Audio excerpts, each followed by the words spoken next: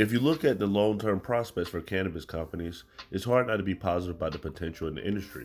Just 10 years ago, only 18 states allowed the sale of medical marijuana, and of that group, only California, Colorado, and Washington also allowed legal recreational marijuana sales. Fast forward a decade, now 39 states and the District of Columbia allow medical marijuana sales, and 21 states and Washington, D.C. also allow recreational sales of cannabis. Where will the industry be in another 10 years? It's possible by that time the drug will be legalized and at least decriminalized at a federal level. A report by research from BDSA estimated that global cannabis sales will go from 20 billion in 2021 to 57 billion by 2026, a compound annual growth rate of nearly 13%.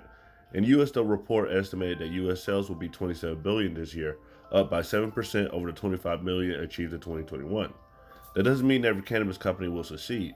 At the MG Biz conference in Las Vegas earlier this month, Boris Jordan, the executive chairman of Curaleaf Holdings, said that in 10 years there will likely be only a handful of large companies and the business will be similar to how tobacco companies operate in the United States, Jordan said.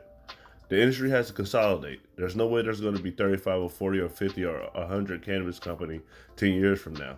It's probably going to be 3 or 2, 4 large operators, all of whom are probably going to be closely doing what the tobacco industry has done, in terms of their supply chain and their costs in order to be able to earn a very healthy margin. All three companies' shares are significantly down this year, but in the long run, they all have the size of revenue growth to last. Also, if marijuana is decriminalized at a federal level, they'll be able to take advantage of certain cost efficiencies that don't have now because they can't transfer cannabis across state lines. Curaleaf continues to grow in size and revenue, and is on its way to being profitable.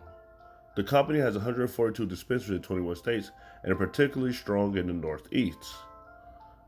TrueLeaf operates 176 dispensaries across 11 states, making it the largest MSO by retail footprint in the United States. The company until this year was consistently profitable, but after its $2.1 billion purchase of Harvest Health and Recreation in 2021, its bottom line has suffered while it absorbs the new dispensaries. Green Thumb. Green Thumb was number 3 in revenue in the most recent quarter among U.S. MSOs, while it's the smallest of these three with only 77 dispensaries across 15 states. It's also the one of the trio that has had positive net income for all 9 consecutive quarters. These are the 3 stocks that I would pick and hold. Subscribe to our YouTube for a free CBD ebook.